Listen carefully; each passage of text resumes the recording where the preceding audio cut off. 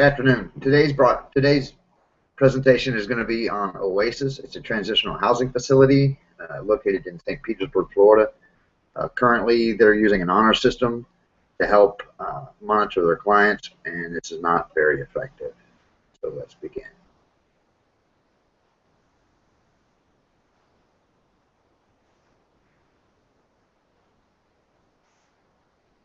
So overview.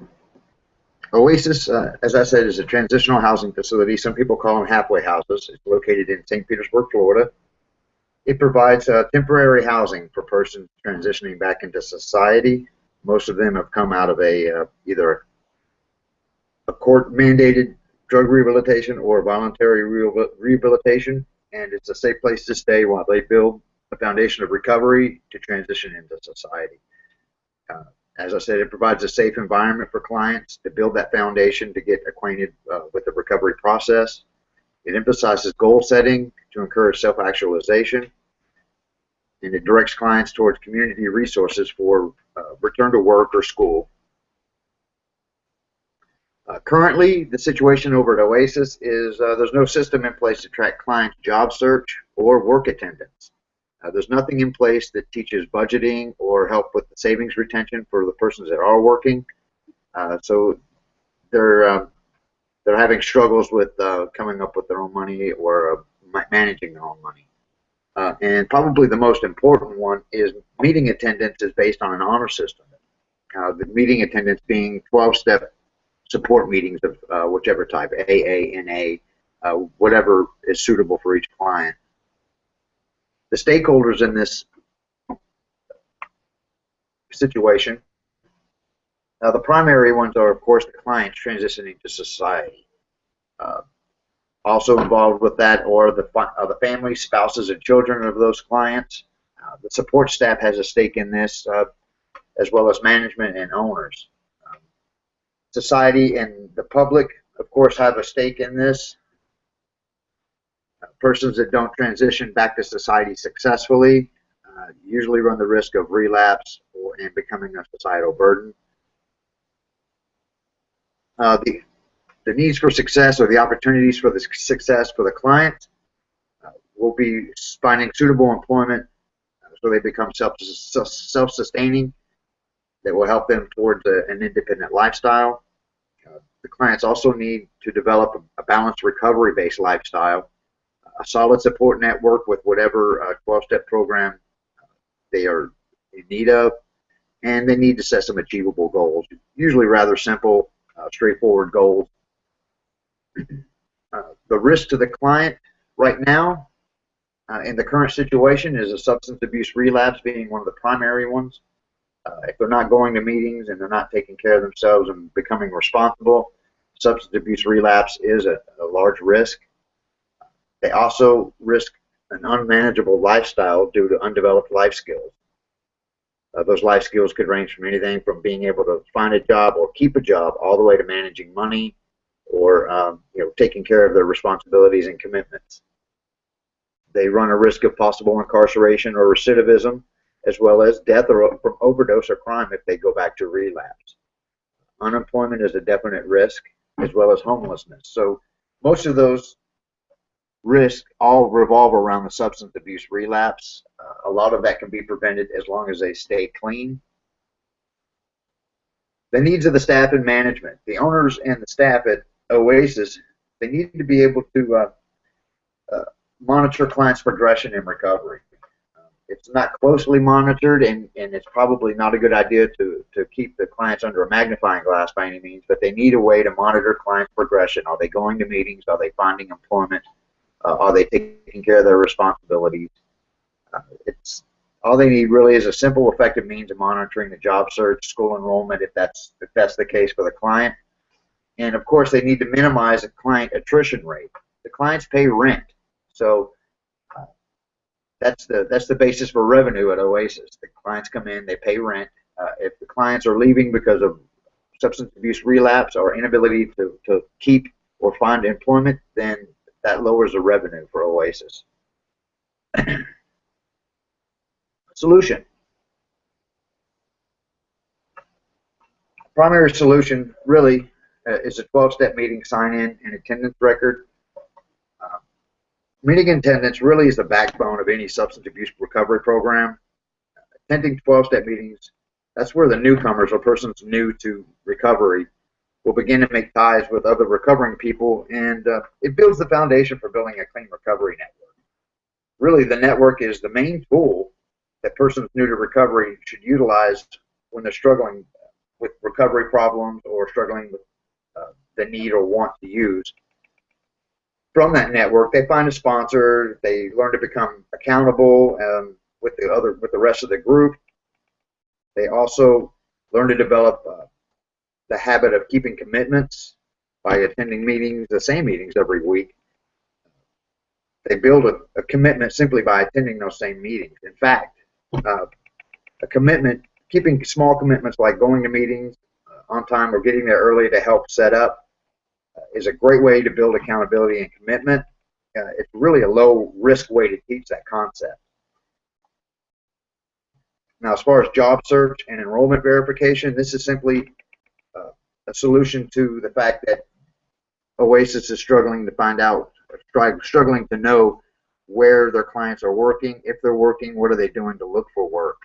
It's a simple verification process. It would require a simple document to be filled out, say on a weekly basis, that would show where these clients and residents are looking for work.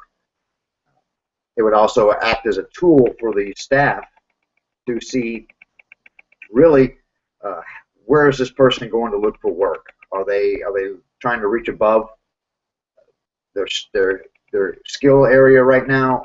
Are they trying to find the job, or are they trying to find a job? The main focus really is to get a job, get yourself back into society, get yourself working, and then start working up to get ready to return to a career or develop a career.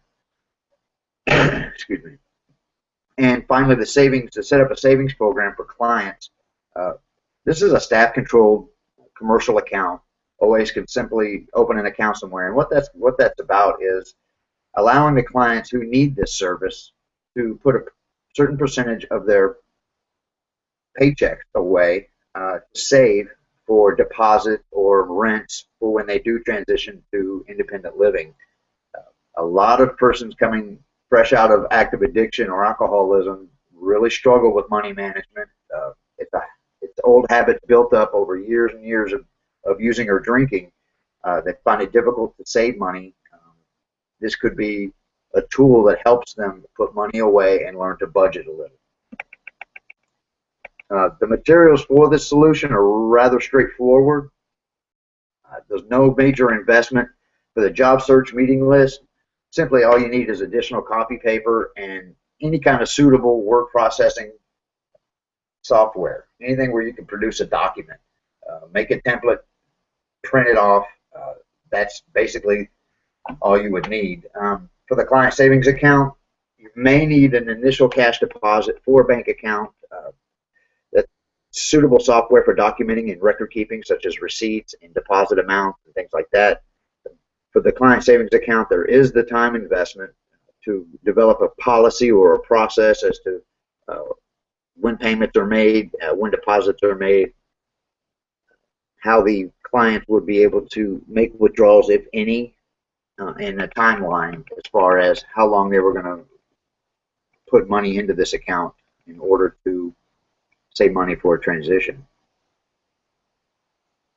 To implement this, right now we could use the current staff to supervise or enforce a new policy. The problem with that is that may increase the workload of the current staff. Could have some problem there. It's not a largely time-consuming process, but it could put a little bit too much on the current staff. We could also create a new position by promoting from within.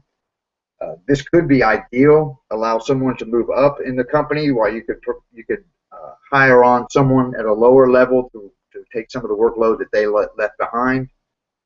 Or we could use a trusted or senior client as a house manager. The house manager is usually a preferred tool. That what they would do is monitor the meeting attendance and job search, and then refer to staff for any help they may need. The account, as far as the savings account, would be controlled strictly by staff, trusted persons and staff. The risk for this solution and the benefits would help teach and provide accountability to the clients. It will build some integrity with them by building the habits of being where they're supposed to be or where they say they're going to be. It develops their network in their support groups. All of this together will raise their self-esteem as they learn to develop these better life skills. It will strengthen their recovery mindset by attending meetings and learning to be more responsible. This will ease their transition into society, and as stated before, all of these developing life skills will interact with each other, and it will raise the self-esteem and help them feel better. It'll make them a little bit more ready for a transition back into society. Some of the risks, OASIS risks a higher attrition with clients. It's that, as stated at the very bottom, more rules, more violations. If you have a tighter policy on what people are doing and what they're not doing, you run the risk of more people creating violations and a possible case of them being evicted because they're not following the new rules. With the clients, they may have a perceived lack of trust by the staff. Anytime someone is being watched over by authority, there's times when there's a perception where the staff doesn't trust them to find their own job or trust them to go to the meetings. That's a minor risk. That's something that they could get over. If they're attending meetings and they're going to work, it shouldn't be a problem. False progress simply means that on paper, as far as the meeting attendance, people sometimes have their buddies, associates, friends fill in their meeting attendance paper to make it appear as though they're going to meetings, or make it appear as though they're going on an extended job search, when that may not be the case. So it would show staff a false sense that this person is progressing in their recovery when in fact they're not. That could be a definite risk. It's not something that happens quite often, but it does happen. This program could also develop an overdependence by the client on staff. If some persons aren't ready for the transition into independence or self-discipline, they may rely solely on the staff to keep their eye on them and use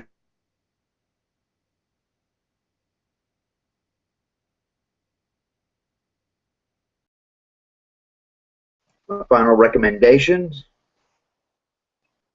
As stated, I recommend we implement a policy of documenting all the 12-step meeting attendance.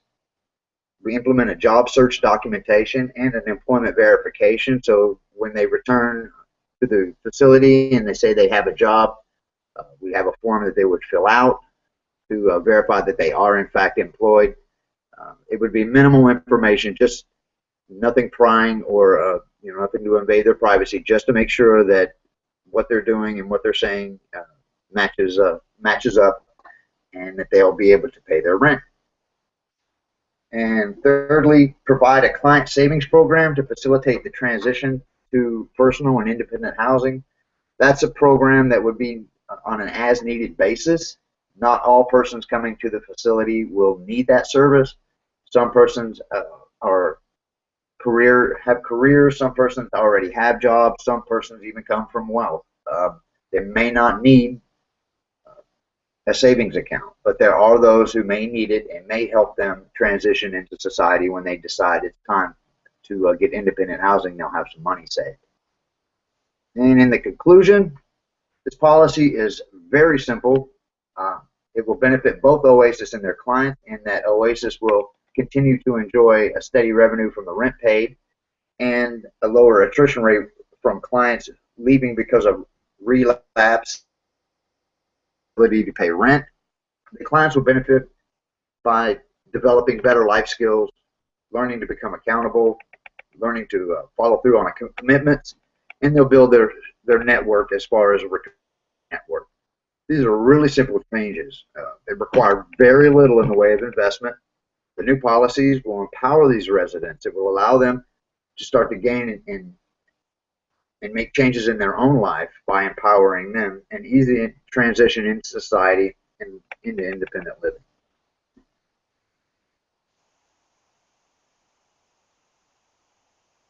Into the presentation. I had a great semester. Thank you and good night.